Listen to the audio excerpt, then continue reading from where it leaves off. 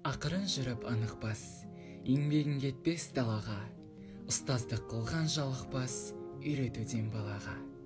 Білім берген біздерге, болашақ елдің деп, тәлім берген біздерге, ер жетеді өсет деп.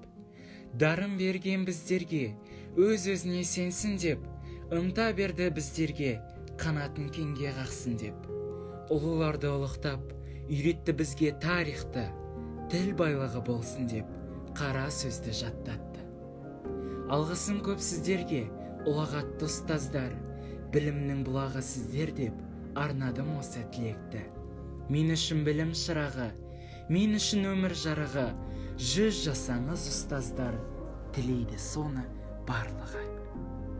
Біз сіздерді, мұғалімдер, күнімен құттықтаймыз.